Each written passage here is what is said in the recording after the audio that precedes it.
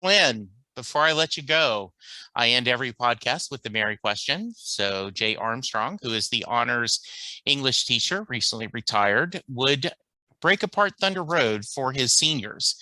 They would discuss all the imagery, the lyrics. They would talk about the themes of the song, treating it like a poem. And at the end of the 2 days, he would ask his class, does Mary get in the car?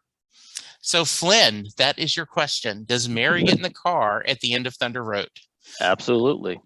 She takes that long walk to his front seat, and they get into the car, and then they drive off, and then they become the people in darkness and the people on the river, even people on the USA album. And because in '88, when Bruce was introducing the Born to Run, he said, I put this guy and the girl into a car, and they were going to run and keep on running, but he realized he needed to give him someplace to go. So yes, she absolutely gets in the car. You know, I love the guy who said that Moonlight Motel is them at the end of their journey. That that the husband is now has lost Mary, and he's pouring one out in her memory. So I love that. That is great.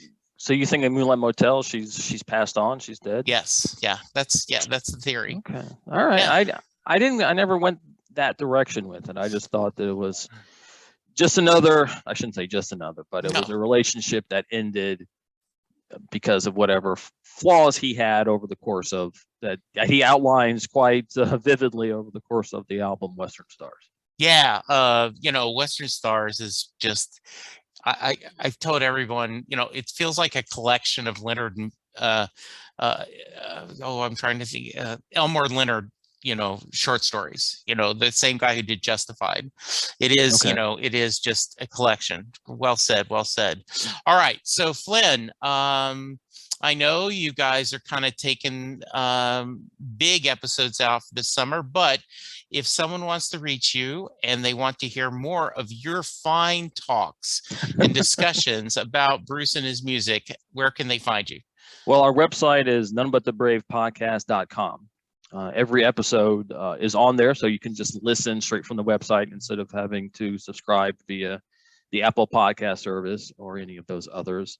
But we're on all the major podcasting services. If people listen to podcasts, they should be able to find us. Just search on None But the Brave. And we're also on Twitter, where we try to eloquently continue our conversation with people. Our Twitter handle is NBTB Podcast. Very nice. Well, Flynn, I always love visiting with you.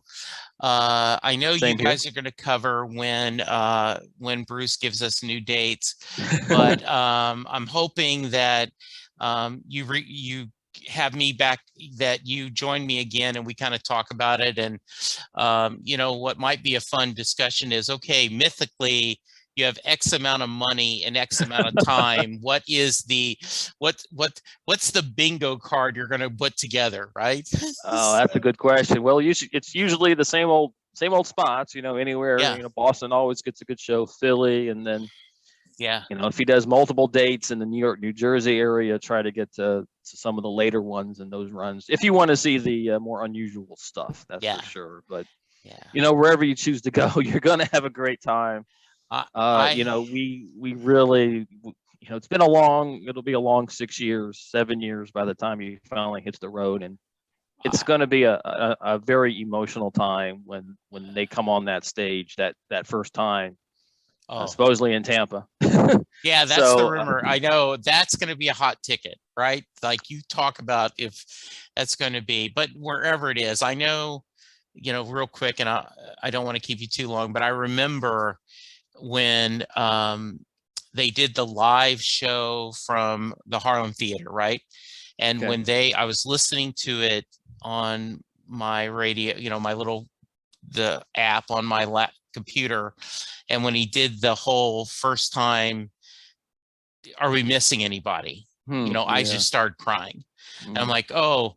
And then when I saw it live in Cleveland, I cried just as much, like even though I knew it was coming.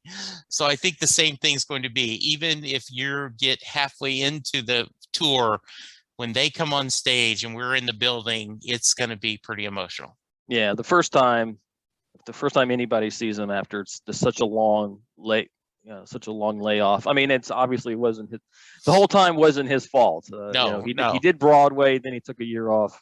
yeah, He did Western Stars, and then the rumors he was going to be touring 20, but obviously, actually, I think that the tour in 20 was actually called off before COVID hit, but still COVID kept him off the road for the next, obviously, 3 years, 2021 and 22. But he'll be back out, and it's going to be, because I said it's going to be emotional, and as I tweeted, there's going to be a lot of tears when they finally hit the stage for everybody, whether you're seeing them the first night or the closing night or really any night in between.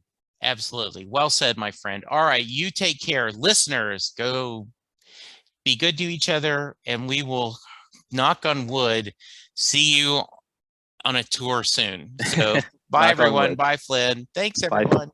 Thank you for having me. All right, great. Hello, everyone. I am Jesse Jackson, and I hope you enjoyed this small clip from one of my Set Listing Bruce episodes. I'm always looking for feedback and, more importantly, guests. If you want to share your Springsteen fandom story and answer the Mary question, post below on the comments or send me an email to setlistingbruce@gmail.com.